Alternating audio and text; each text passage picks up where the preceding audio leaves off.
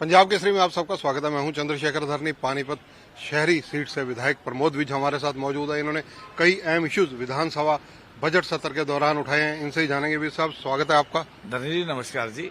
विज साहब, आपने दो अहम इश्यूज को फोकस किया, वो दोनों इश्यूज कौन कौन से हैं, हम अपने दर्शकों के लिए जानना चाहेंगे। सबसे पहले तो था कि जो हरियाणा के अंदर नगर पालिका कह रहा यूएलबी में कहीं भी अगर कोई भी नागरिक अपनी एनडीसी के लिए जाता था तो उसमें एक चार्जेस होते हैं, गार्बेज चार्जेस, जो 2011 से लगाए जा रहे हैं। कई कई प्लाटों में तो लाखों लाख रुपए का बिल बना हुआ है, जबकि निगम ने कभी बिल दिया ही नहीं था किसी भी कंज्यूमर को, किसी भी नागरिक को। तो विषय माननीय मंत्री जी के ध्यान में था, कमल गुप्ता जी के ध्यान में लाए, उनसे बातचीत की और मैं उनका धन्यवाद करना चाहूंगा। माननीय मुख्यमंत्री जी का भी धन्यवाद करता हूं और माननीय कमल गुप्ता जी का भी धन्यवाद करता हूं, मंत्री जी का, कि उन्होंने तुरंत इसका एक्शन लिया और नगर निगम में सब में नोटिफिकेशन जा चुका है। अब प्रत्येक नगर पालिका में या नगर निगम में यूएलबी में ये जो चार्जेस हैं, गार्बेज चार्जेस, ये सिर्फ इस साल के लिए जाएंगे 2022 से 22-23 के। इससे पहले के अगर कोई चार्जेस लगे हुए हैं तो वो नील शो किए जाएंगे।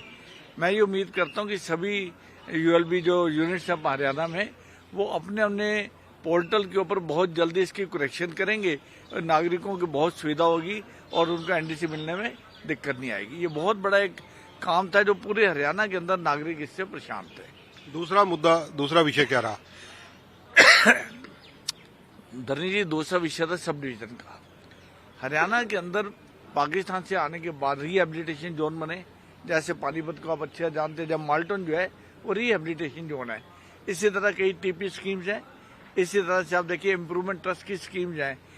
जैसे हुड्डा के अंदर आप अपने प्लॉट को डिवाइड नहीं कर सकते, इसी तरह से इन स्कीमों के अंतर्गत जितने भी प्लॉट थे उनको आप डिवाइड नहीं कर सकते। लेकिन पूर्व में किसी को इसकी जानकारी नहीं थी, भाइयों में बंटवारा हुआ, दो भाई अलग हुए, उन्होंने प्लॉट को बांट लिया, उसकी रजिस्ट्री भी कर दी सरकार ने। इसी तरह से हो सकता है आने वाले समय में लोगों ने प्लॉट का बंटवारा करना हो, भाइयों में बांटना हो, या कारोबार के सिलसिले में उनको थोड़ा सा टुकड़ा बेचना हो, तो इसकी दुविधा ये थी कि एनडीसी पोर्टल इनकी इजाजत ही नहीं देता था कि इसको डिवाइड कर दिया जाए। तो मैंने पॉलिसी लाने के लिए कोई लगभग 1 साल पहले प्रयास किया था और सरकार पॉलिसी लेके भी आई। उस पॉलिसी के अंतर्गत लोगों को बहुत ज्यादा फायदा नहीं हुआ, शायद उसमें कुछ ना कुछ करेक्शन की जरूरत थी। तो मैंने माननीय मंत्री जी से, कमल गुप्ता जी से लगातार प्रार्थना की, माननीय मुख्यमंत्री जी संज्ञान में लाया, तो उन्होंने उसकी करेक्शन करके इसकी भी नोटिफिकेशन जारी हो चुकी है। अब इन सब एरियाज के अंदर जितने मैंने आपको बताया, आप कोई भी प्लॉट डिवाइड करना चाहे, आपका प्लॉट का साइज कम से कम 100 गज का होना चाहिए ताकि उसके 2 टुकड़े हो सके। 50 गज से नीचे का प्लॉट नहीं बन सकता है। तो एक बहुत बड़ी सुविधा है जो सरकार ने पूरे हरियाणा को दी है। इससे लोग अपने भाइयों के बंटवारे में भी उनको दिक्कत नहीं आएगी, किसी को पैसा रेज करने के लिए प्लॉट का छोटा टुकड़ा भेजना तब भी दिक्कत नहीं आएगी। और माननीय मुख्यमंत्री का धन्यवाद है, माननीय मंत्री जी कमल गुप्ता जी का धन्यवाद है कि इस पॉलिसी को उन्होंने, पहले 6 महीने के लिए लागू हुई थी पॉलिसी, अब ये हमेशा के लिए, जब तक फर्दर कोई नोटिफिकेशन नहीं आता, पॉलिसी हमेशा के लिए लागू हुई है, जिससे जनता को बहुत फायदा होगा। विज साहब, अगर चर्चा की जाए इस बजट सत्र में, पानीपत के लिए क्या विशेष देखते हैं आप? देखिए, पानीपत में बजट के अंदर मैं माननीय मुख्यमंत्री का बहुत बहुत धन्यवाद करता हूँ। एक हमारी बहुत बड़ी डिमांड थी कि पानीपत, आप जानते हैं, इंडस्ट्रियल हब है और इंडस्ट्री दिन दुगनी रात चुगनी उन्नति कर रही है। हम आने वाले समय में देखिए लुधियाना हमसे पीछे हो जाएगा। It has been an hub now, ये छोटी इंडस्ट्री नहीं है। उसके लिए हमारा लगातार प्रयास था कि हमारे को वहां पर एक एग्जीबिशन सेंटर दिया जाए और माननीय मुख्यमंत्री ने 2 सेंटर हरियाणा में, एक पानीपत को और एक फरीदाबाद को दिया है। इसके लिए माननीय मुख्यमंत्री का बहुत बहुत धन्यवाद है। पानीपत को जो अभी सौगात मिली है उसमें 2 रेलवे ओवरब्रिज मिले हैं, एक फ्लाईओवर मिला है, एक फायर स्टेशन मिला है, ऑडिटोरियम का हमारा घोषणा हो चुकी है और उसका काम 1 महीने में लगभग चालू हो जाएगा। ऑडिटोरियम के बाद स्टेडियम, इंडोर स्टेडियम का भी प्लान हमारा फाइनल होके अप्रूवल मिल गया, सीएम अनाउंसमेंट हो गई है, वो भी हम शुरू करने जा रहे हैं बहुत जल्दी।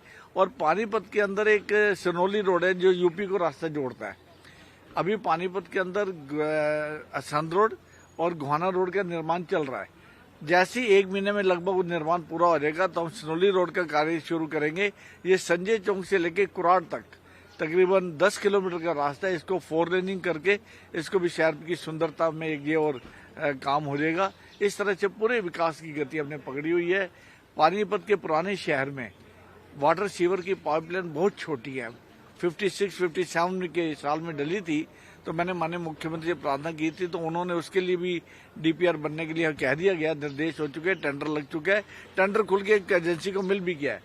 पानीपत को वाटर, सीवरेज और स्टॉर्म वाटर के लिए लगभग 125 करोड़ रुपए की सौगात मिलने जा रही है अमृत 2 के अंतर्गत। इसके अलावा अगर चर्चा की जाए अगले 1.25 साल 1.5 साल में, क्योंकि उसके बाद 2024 मिशन 2024 राजनीतिक दलों का सभी का उस पर फोकस रहेगा, मिशन इलेक्शन, तो उसको देखते हुए और चीजें क्या दिमाग में हैं जो सरकार से आपने सीएम साहब से मांगनी है? मेरा उद्देश्य ये है कि जितने प्रोजेक्ट हैं ये अब कंप्लीट करने हैं हमारे को। पानीपत में आप जाएं तो देखेंगे 5 अंडरपास का निर्माण चल रहा है।